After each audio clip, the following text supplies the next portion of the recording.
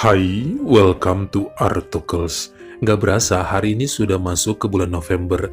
Itu artinya sekitar 2 bulan lagi kita bakal menyambut 2024. Dan segalanya tuh kayak melaju begitu cepat. Makin tua kita ternyata.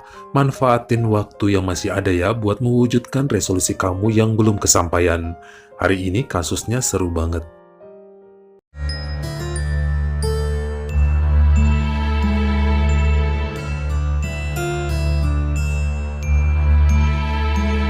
Langsung aja saya kenalkan kamu dengan Bapak Omar bin Abdallah yang lahir pada tahun 1965 dan aktif dalam bidang keolahragaan di negara Tunisia. Beliau tinggal di kota Ariana dan menjadi tim kewasitan serta anggota perhimpunan olahraga basket dan voli di wilayah tersebut. Masih berperan penting dan cukup dihormati meskipun usianya sudah lebih dari 50 tahun. Istrinya bernama Marwa yang semasa muda juga merupakan atlet renang. Pasangan ini memiliki 3 orang anak. Kita ngomongin si sulung dulu bernama Hasan yang lahir tahun 92. Anaknya agak bengal dan susah dibilangin. Hobinya nongkrong sama teman dan sering terlibat perkelahian serta obat-obatan terlarang. Menjadi konsen perhatian orang tuanya sejak masa remaja, karena sebagai putra tertua harusnya menjadi pembimbing adik-adiknya, bukan malah perusak segalanya. Dia nggak mau kuliah setelah lulus SMA. Hasan yang menjadi harapan bapaknya bisa kelak bergelut dalam bidang olahraga, justru sering kabur-kaburan dengan alasan ingin mandiri serta mencari jati diri. Ya, kalau nggak nyusahin sih nggak apa-apa, tapi seringnya malah Pak Omar dipanggil ke kantor polisi sebab pemuda itu selalu bikin ulah, trek-trekan di jalan, narkoba, ataupun tawuran. Hal ini berbeda jauh dengan putra nomor 2-nya, si anak tengah bernama Fadi yang suka dengan olahraga basket sejak remaja dan menjadi tim inti sebuah klub kecil di kota Ariana. Mereka juga beberapa kali menjuarai kompetisi provinsi dan pernah menjadi 4 besar klub paling produktif mencetak angka yang dilaksanakan di ibu kota Tunis. Nama Fadi sering disebut sebagai kebanggaan orang tuanya. Hal ini yang menjadi alasannya kenapa sang abang Hasan tidak suka berada di rumah. Ayah ibunya selalu menyanjung sang adik dan membandingkan dengan dirinya yang gak punya prestasi apapun. Sebenarnya Pak Omar gak ngerasa dia membeda-bedakan anaknya, tapi emang si Hasan aja yang sensitif dan sering mengasingkan diri. Sementara Fadi lebih betah di rumah, membantu adik ceweknya dalam mengerjakan tugas sekolah, dan sering ngumpul sama keluarga dalam hal apapun. Pemuda itu juga selalu berusaha ya berkomunikasi dengan abangnya, nelpon, SMS, nanyain kabar, sedang di mana. Namun ya Hasan menjaga jarak dan cuek sama keluarga, jadi tetap aja hubungan mereka terlihat renggang. Pada akhir tahun 2019, ternyata Fadi masuk ke sebuah klub basket yang berada di kota Bizerte dan ini mengharuskan dirinya jauh dari keluarga. Dia tinggal di asrama dan banyakkan waktu emang latihan dan konsen pada tiap pertandingan yang akan diikuti. Namun tetap rajin nelfon orang tua, terkhusus mamanya Marwa dan sang adik. Sementara beberapa bulan setelahnya, terjadi pertengkaran yang hebat antara Pak Omar dengan putra tertuanya Hasan karena permasalahan uang. Pemuda itu memaki-maki bapaknya dan janji tidak akan menganggapnya sebagai ayah lagi. Gak peduli, pokoknya putus hubungan. Hasan akan pergi jauh dan seandainya dia sudah sukses, jangan pernah lagi menyebut dirinya anak. Karena emang saat itu tensi pertengkaran cukup hebat, akhirnya Pak Omar mengusirnya dan nyuruh jangan pulang sampai kapanpun. Terserah mau ngapain kayak di luar sono, dan jika ditangkap polisi lagi jangan hubungi mereka. Gak usah minta-minta tolong, urus diri sendiri. Hingga akhirnya Hasan pergi, numpang di rumah temannya beberapa minggu, kemudian pindah ke ibu kota Tunis dan bekerja menjadi supir pada toko minuman anggur.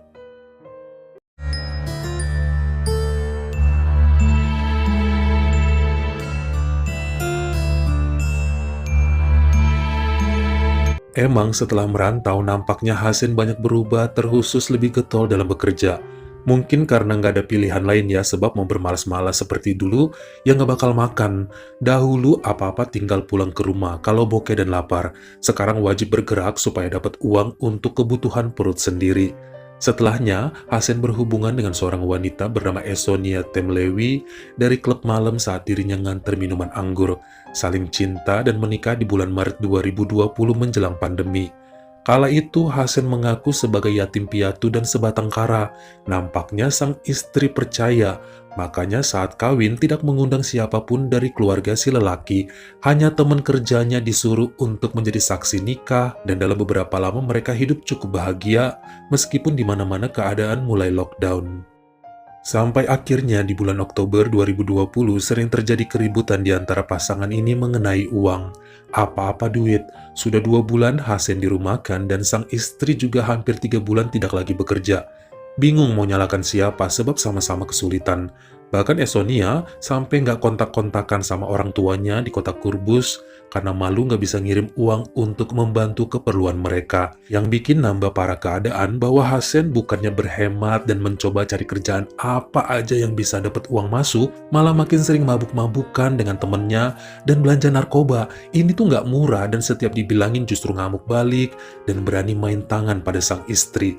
Esonia juga kayak nggak punya pilihan selain bertahan. Habis mau kabur kemana coba saat itu lockdown. Mau pulang ke rumah ayah ibunya lagi pada bokeh, entar malah nambah beban. Akhirnya bertahan dengan suaminya yang keras kepala meskipun pertengkaran tidak terelakkan tiap harinya. Untuk bisa membuat dapur tetap ngebul, akhirnya Esonia meminjam uang dari bank dan juga dari seorang teman serta berjanji akan mengembalikannya jika nanti sang suami atau dia udah mendapatkan pekerjaan lagi.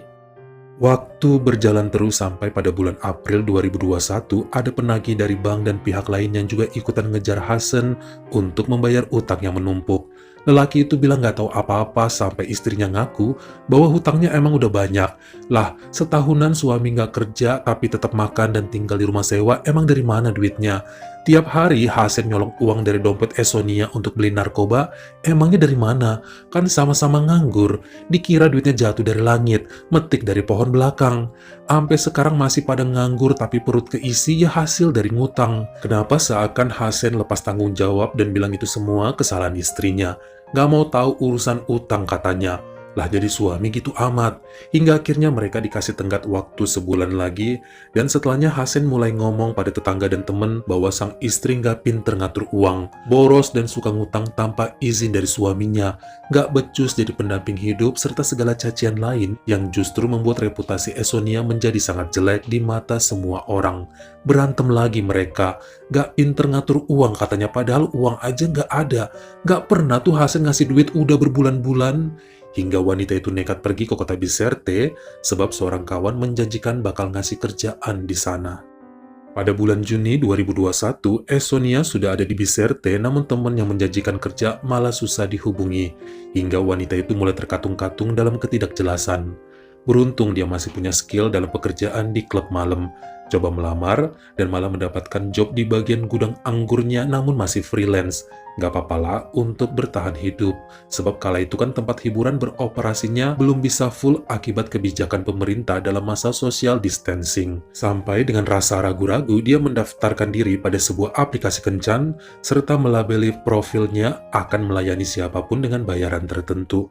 Sudah pasti dengan kecantikan yang dimiliki Esonia, banyak yang mau sama dia. Tapi harga yang diterapkan lumayan tinggi, jadi pada batal. Wanita itu juga cukup pilih-pilih ya sebelum deal dengan pelanggannya. Kalau ribet dan aneh-aneh kemauan dan posisi bercintanya, pasti ditolak. Bahkan wajib video call dulu sebab Esonia takut ketemu sama yang bertampang kriminal. Bisa-bisa membahayakan hidupnya. Pada 4 Agustus, dia deal dengan seorang pemuda berusia 25 tahun bernama Fadi yang sangat ramah dengan tubuh atletis dan nampak berwajah kalem. Ini cukup jarang terjadi, sebab 6 tamu sebelumnya yang ditemui pada tua-tua dan berbadan gemuk. Bahkan banyak yang dibatalkan pun pada tua dan nafsuan, suka ngomong jorok. Fadi berbeda dari penawar-penawar sebelumnya. Bahkan setelah bertemu di Hotel Kongres Bizerte, pemuda tersebut ngobrolnya sopan banget dan pinter membuat keadaan santai dan nyaman. Kalau yang sebelumnya para tamu Esonia langsung pada nyerobot aja tanpa basa-basi, Fadi kelihatan sangat menghargai perempuan dan malah ngajakin minum dulu sebelum akhirnya mereka masuk pada sesi yang paling ditunggu-tunggu. Si atlet basket tersebut pun berhasil menenggak tubuh Esonia sebanyak 2 ronde.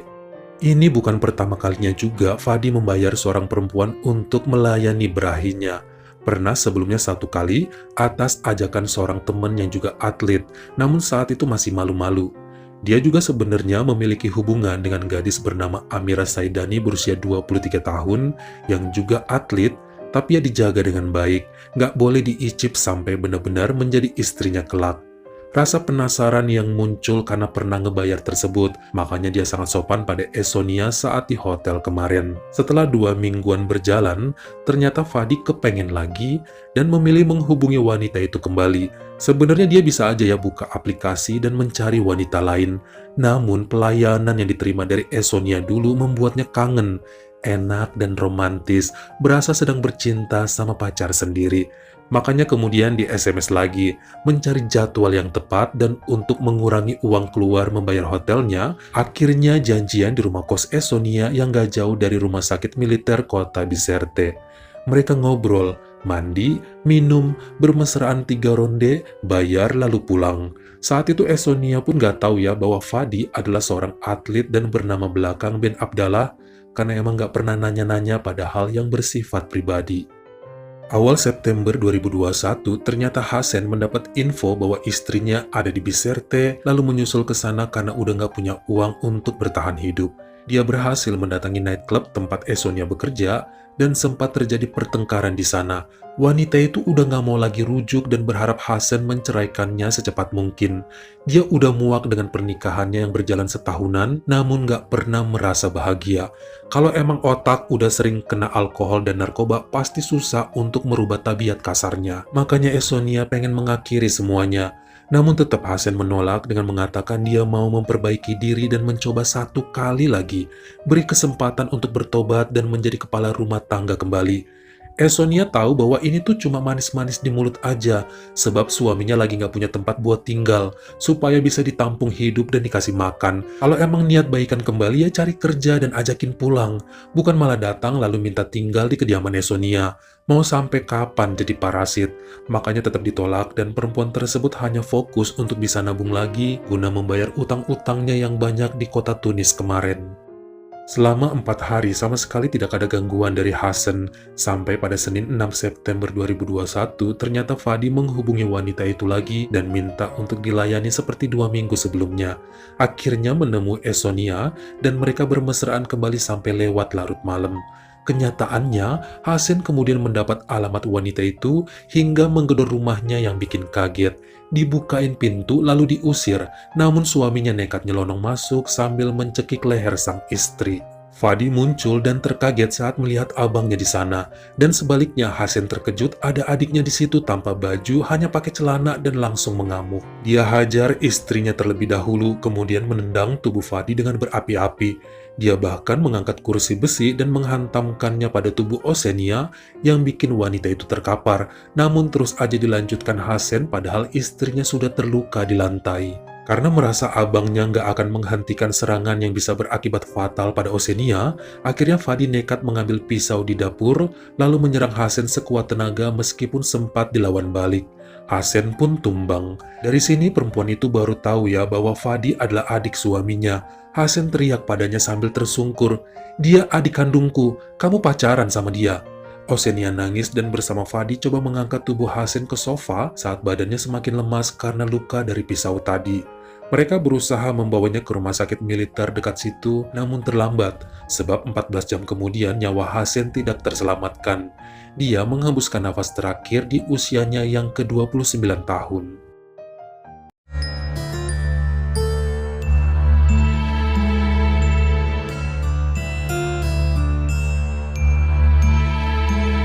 Tentunya, kejadian ini membuat kedua orang tua Hasan langsung terbang ke Bizerte sebab peristiwa tersebut melibatkan 2 putra yang sangat disayanginya. Keterangan yang disampaikan Fadi dan Osenia sangat meremukan hati Omar dan Marwa, namun gak ada yang bisa disalahkan sebab putra tengahnya itu pun gak tahu bahwa dia istri abangnya. Begitu juga sebaliknya. Yang justru bikin gregetan, kenapa bisa Fadi si lugu, energik, dan berprestasi sampai membuka aplikasi dan membayar wanita penghibur untuk dirinya. Gak baik itu, dosa. Dan bisa-bisanya Esonia kepikiran untuk menjajakan diri bukan hanya pada Fadi, cuma untuk membayar hutang dan bertahan hidup. Padahal udah kerja di gudang anggur klub malam. Namun setiap kali 2 orang ini mau ngasih alasan dan pembelaan, pasti langsung ditepis oleh Pak Omar yang gak peduli motif mereka, pokoknya tetap aja salah. Melalui pengacara Imad Mosa diungkapkan bahwa luka-luka yang ada pada tubuh Esonia adalah bukti bahwa Fadi melakukannya terhadap sang abang sebagai bentuk pembelaan diri untuk perempuan itu. Hasil otopsi juga menyatakan bahwa di malam kejadian terdapat kandungan alkohol dan narkoba yang cukup besar pada sistem tubuh Hasan. Ini membuatnya nekat melakukan apapun, bahkan sanggup menghabisi nyawa istrinya. Kalau tidak dihalangi, ya bisa aja Esonia yang menjadi korban. Namun baik Esonia dan Fadi pun tidak menyalahkan keadaan, sebab abangnya pasti cemburu atau kaget saat mengetahui Esonia yang dikejar-kejar untuk dimintai rujuk malah tidur dengan sang adik. Sepertinya Hasan mengira istrinya berpacaran sama Fadi, makanya nolak diajak baikan. Emosinya meningkat tajam dan tidak berpikir jernih, sampai menghajar Esonia dengan kursi besi tanpa perlawanan. Padahal selama ini Fadi dan Esonia tidak memiliki perasaan apa-apa. Murni hanya hubungan kerja antara klien dengan penghibur dan tidak ada permainan hati. Pemuda itu sadar semenjak dulu abangnya benci sama dia, makanya berbuat nekat dengan mengambil pisau dan menghujamkannya berkali-kali sebab nyawa Osenia pun menjadi taruhannya. Habis udah dialangin, malah Fadi kena tendang dan tercampak kemana-mana. Secara jujur, Esonia juga mengungkapkan bahwa sejak dulu dia nggak kenal satupun dari anggota keluarga suaminya. Hasan bilang sebatang kara, anak tunggal, bahkan nggak punya sepupu atau paman dan bibi. Selain itu, selama setahunan rumah tangganya nggak pernah rukun. Sang suami keras kepala, apapun perintahnya wajib dituruti, dan jika tidak maka akan main tangan. Kebiasaan Hasan mabuk dan narkoba membuat pikirannya nggak pernah benar. Habis duit hanya untuk memenuhi hobi nakalnya.